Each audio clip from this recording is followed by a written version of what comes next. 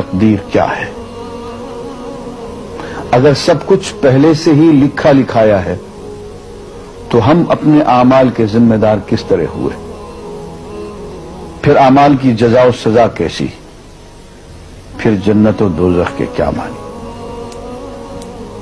وضاحت فرمائے۔ بھئی سچی بات یہ ہے کہ اس سوال نے ایک عرصے تک مجھے بھی ستائے رکھا،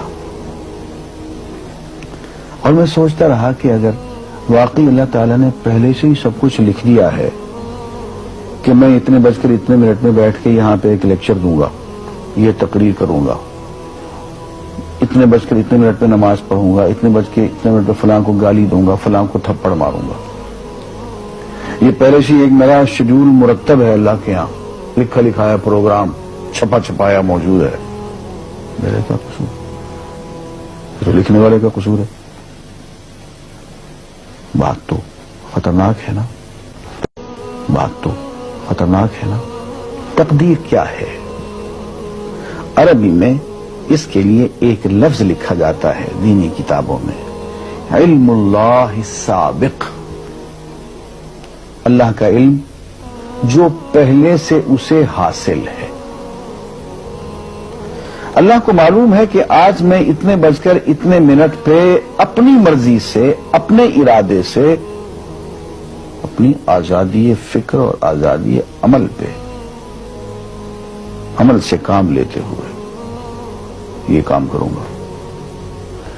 اب بھائی کام تو میں اپنی مرضی سے کر رہا ہوں، اپنی آزادی سے، اپنے ارادے سے کر رہا ہوں، لیکن اتنی سی بات تو مانو کہ اللہ تعالیٰ علام الغیوب ہے، علیم بذات الصدور ہے۔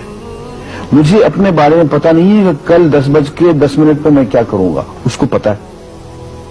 مجھے اپنے بارے میں پتہ نہیں ہے کہ میں 10 سال کے بعد کہاں ہوں گا، کیا کر رہا ہوں گا، فلاں بج کے فلاں منٹ، اس کو پتا ہے۔ اس کو میرے آزادانہ، خود مختارانہ، فری ول کے ساتھ کیے ہوئے اعمال کا پتہ ہے کہ میں اپنی مرضی سے، اپنے فری ول کے ساتھ، اپنے ارادے سے اتنے بج کر اتنے منٹ پہ کیا کروں گا۔ یہ اس نے اپنے ہاں لکھ رکھا ہے، اس لیے کہ اس کو پوری کائنات کا نظام چلانا ہے۔ اس کا علم جو ہے وہ صحیح ہے، لیکن اس کا علم میرے ارادے سے نہیں ٹکراتا ہے۔ یہ بات میں ایک مثال سے سمجھاؤں گا۔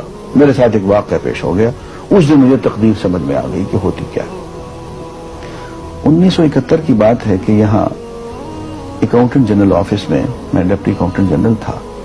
اس زمانے میں ایک مشہور نجومی تھا شیخ صادق، یہاں قلعہ گزر سنگھ میں رہتا تھا۔ وہ پتہ نہیں بیچارہ زندہ ہے یا فوت ہو گیا۔ انہوں نے دروازہ کھولا، میرے کمرے میں آ گیا۔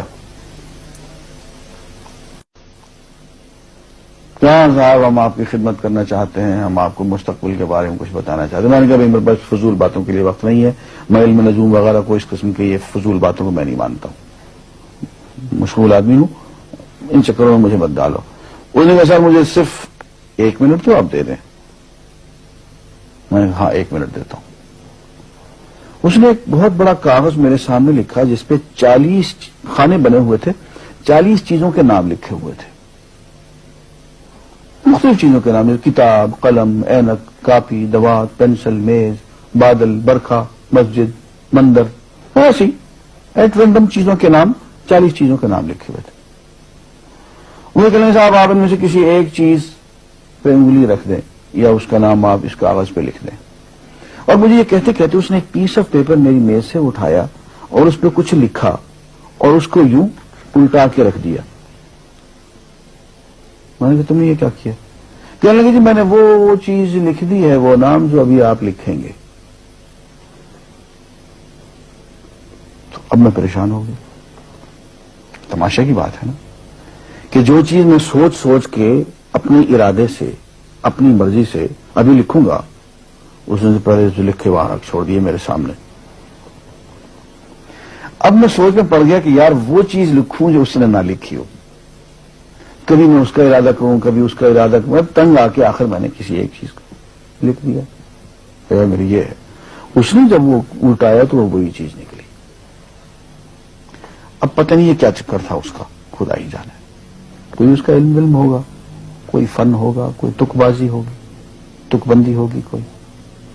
لیکن اس دن مجھے پتا چلا کہ یار اس کو جو کچھ میں نے لکھا ہے اپنے ارادے سے لکھا ہے، اپنی مرضی سے لکھا ہے، اس سے پابند ہو کے نہیں لکھا. کبھی اس میں انگلی لگاتا تھا، کبھی اس پہ آخر چن کے ایک لکھا میں نے. لیکن اس بخت کو پہلے سے پتا تھا کہ میں کیا لکھنے والا ہوں، اور اس نے پہلے سے وہاں لکھ کے رکھا ہوا تھا. میں نے کہا یار ایک محدود علم والا آدمی میرے آئندہ کے اعمال کو اپنے ہاں لکھ کے رکھ سکتا ہے. چن کے وہ عمل میں اپنی مرضی سے کر رہا ہوں، اپنے ارادے سے کر رہا ہوں، کوئی مجبوری نہیں ہے اس میں. لیکن وہ میری مرضی والا عمل، میرے اپنے ارادے سے کیا ہوا عمل، پوری آزادی کے ساتھ کیا ہوا عمل، اس نے پہلے سے اپنے یہاں لکھ کے رکھا ہوا. یار اگر یہ انسان کر سکتا ہے تو رحمان کیوں نہیں کر سکتا؟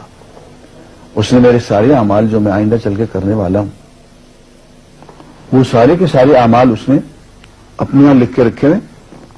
اس کو انتظام کرنا ہے، میرے رزق کا انتظام بھی کرنا ہے، آگے میری زندگی، میری موت، میری قبر میں اکوموڈیشن کا پتہ نہیں کہاں کا میرے اس نے انتظامات کرنے ہیں. تو میرے بارے میں اس نے سارا کا ڈاٹا کلیکٹ کر کے رکھا ہوا ہے اپنی انفارمیشن کے لیے کہ یہ اپنی مرضی سے کیا کیا کچھ کرے گا. تو اس کے لکھے ہوئے ہونے سے میری مرضی ختم نہیں ہوتی، میری ذمہ داری ختم نہیں ہوتی، میرا ارادہ، میری فری ول ختم نہیں ہوتی.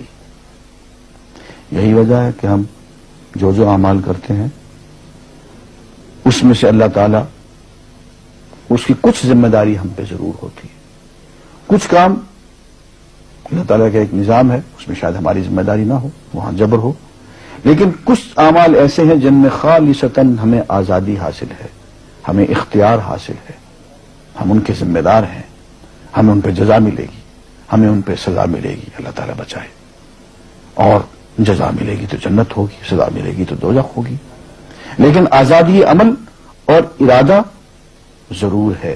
یہ الگ بات ہے کہ اللہ تعالیٰ کو پہلے سے ہی معلوم ہے کہ ہم اپنے ارادے سے اور اپنی آزادی اور اپنی مرضی سے ہم آج اور کل اور پرسوں اور سال بھر کے بعد اور 10-20 سال کے بعد ہم کیا کیا کریں گے اس کے ہاں لکھا ہوا ہے. وَعِندَهُ عِلْمُ الْكِتَابِ، اس کے ہاں سب کچھ لکھا ہوا ہے. لیکن ہم جو کرتے ہیں اپنے ارادے سے کرتے ہیں اور اس کے ذمہ دار ہیں. وآخر دعوانا الحمدللہ رب العالمین.